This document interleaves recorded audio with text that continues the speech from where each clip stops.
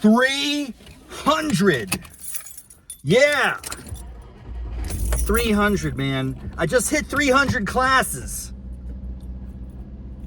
I just crushed my 300th class at Core Power Studios. What a remarkable feat. Not really, let's be honest. It took years to get there. Right? The first Core Power class I ever did was back in the day. It was actually in Minneapolis, Minnesota, of all places. I was there for a conference, the first ever VCon, Gary Vaynerchuk's collection of VFriend asset holders. Really a cool convening. That was in 2022, maybe? Is that right? 22, I think. 22. Let's go with 22. Or 21. 22, 23, 24, 21. I don't know, my friends. I think it was 21. No, I think it was 22. Let's go 22. The point I'm making is that was years ago, right? It took me, what year are we in now? 25. So if it was 22, that took me 3 years to get, so it's like 100 classes a year, roughly. That's not a bad pace. Here's the thing, though. So I was a guest when I went to Core Power in Minneapolis, Minnesota. A friend of mine invited me to be his buddy, which is what they do at Core Power. You get a free buddy every once in a while if you're like a subscriber. So we went to a crazy, like, it must have been a boot camp type class, and it crushed me. But I was intrigued, and he was like, you know, there's a Core Power right up the street from our office. And I was like, oh, no kidding. And then now we've moved offices, and there's a Core Power right in the same building where I work. So I mean, it is brilliant. It is like the yoga action is just getting closer to me in my life. 300 classes, dude. Well, actually, so I went to that first one with him, and then I kind of dabbled in it a little bit before I signed up. Whew. Now it's the place I go. Golly. Waking up on a Saturday morning. 300 classes, dude. 300 hours of yoga in the past 3 years. That's not bad, right? It's pretty good. My body appreciates that, maybe. There might be a little bit more than 300 hours because I've done some hour-and-a-half sessions. But I've also done some 45-minute sessions, so I think it probably all balances out. Let's just say 300 hours. That's not bad, and it's not bad. I gotta take all of my history and enter it into ChatGPT and ask for some analysis, like what months do I go the most or least? Like what are the trends that I'm seeing in my exercise frequency? Let's get detailed on this. What are the gaps? Where are my blind spots? Dude, AI is amazing. I don't care what anyone says, all the haters out there. This technology is unreal. I love it. I love it until it does something terrible to the world, which, you know, it's possible, but, you know, whatever. We can't control those things. So yeah, that was great. 300 hours of class. What was really neat about it is I didn't even know this happened. As I was checking in today, the yogi, who's an excellent yogi instructor, she advised me. She's like, yo, it's your 300th class. Congratulations. I kind of wanted to go, yeah, where's my prize, man? You gotta give me some money? Do I get a free mat? I don't know, what's next? 400, then 500? I mean, 500 will be a pretty ridiculous accomplishment. 1,000 would be very compelling, be very interesting if I could hit that mark. Here's the thing, I do more yoga than Core Power, because I'm gonna be going back home to West Virginia this week. And I'm gonna hit up some of the sunshine or soulshine yoga back home, whatever it's called. That'll be a good time. I'll do some hot yoga problems. It's more like just regular cold yoga problems back in Buchanan.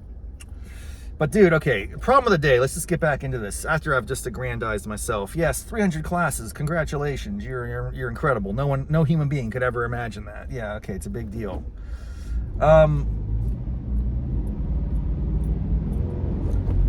Then we got into the class itself, which was not bad. I didn't dominate this class, nor did the class dominate me. We had mutual respect for each other.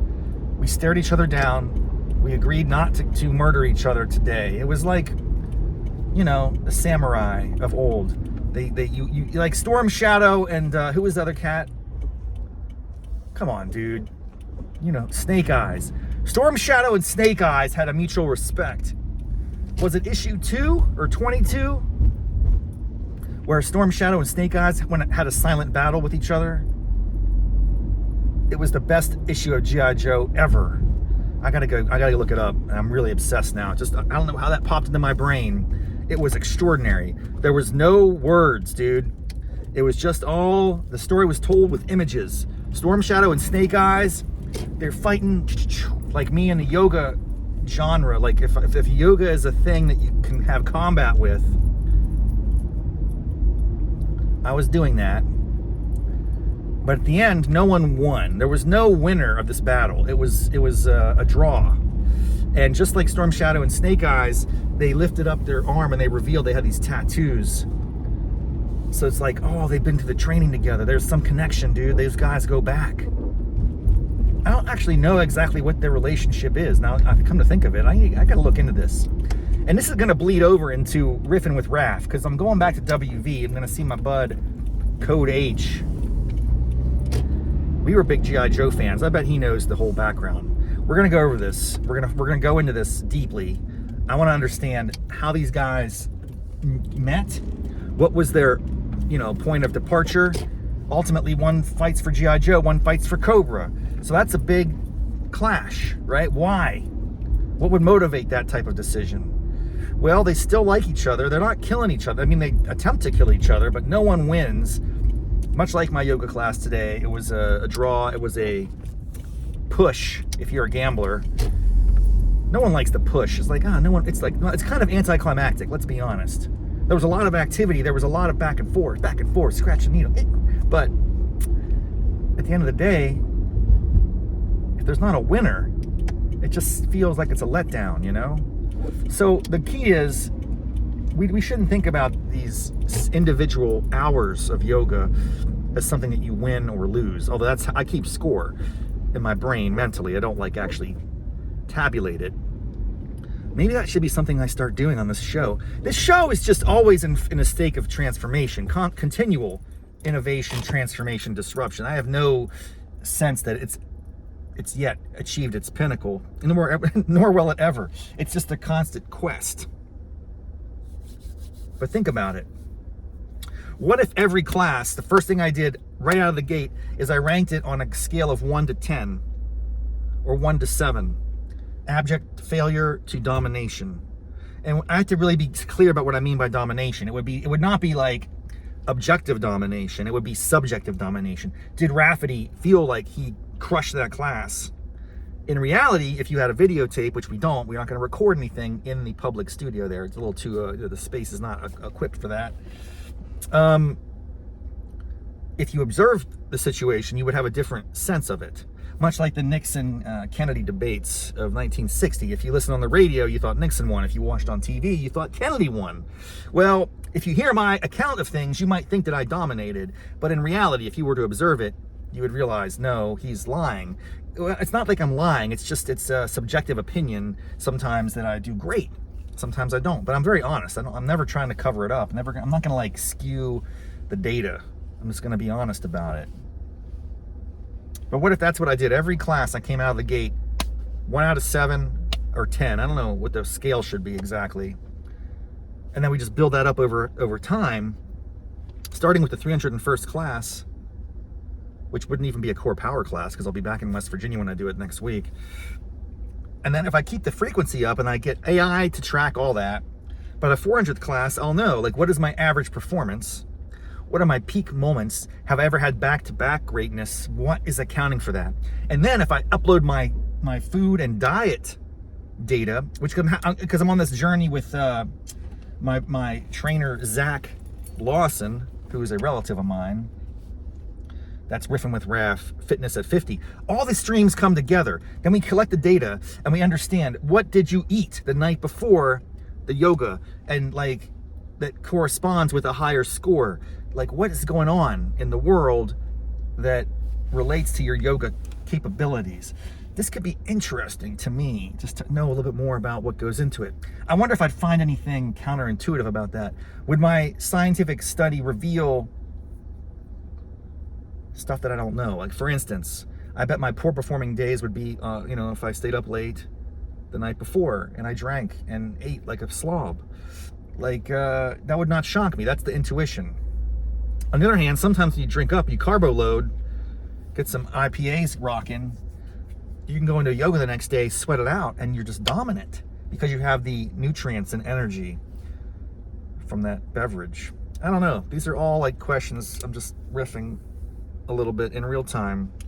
I just want to take a moment to acknowledge 300 classes, great studio.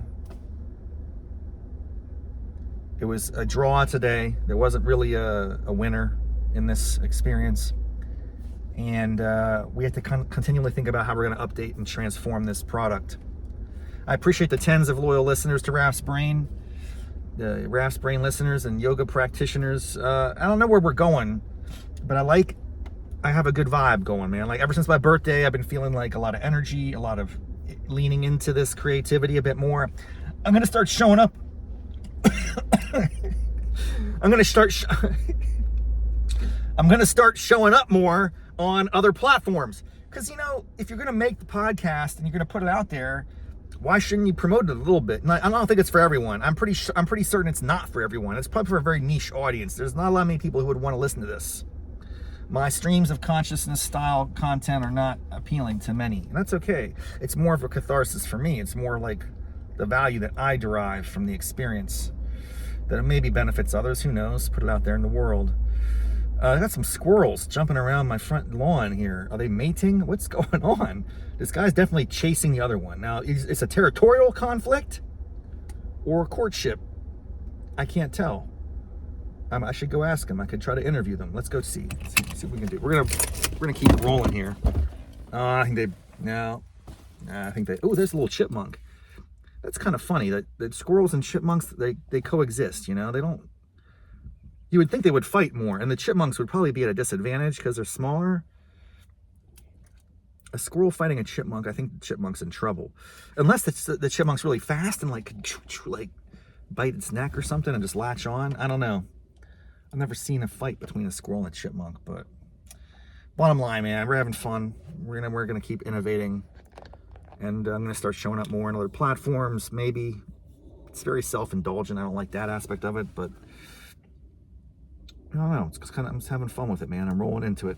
You hit 50, you just start doing crazy things, I guess. Man, there's birds everywhere, squirrels. I got little Mother Nature rocking in my backyard here. It's beautiful. Look at all these birds. You tell me this is normal? Look at those birds, dude. For my YouTube viewers, do you see these? Do you see other birds? Can you see them? Look at that. Lots of birds flocking. The residents. I didn't throw any bird seed out here. What's over here that they're consuming? I'm gonna have to go check it out. I'll report back next episode. Hey, we'll see you next time on Raff's Brain. Thanks for being here. 300 yoga classes under my belt. I feel great about it. And it's like, let's go. 300 more times 300, baby. It's eternal. It's perpetual. All right, until next time. Namaste, mofos.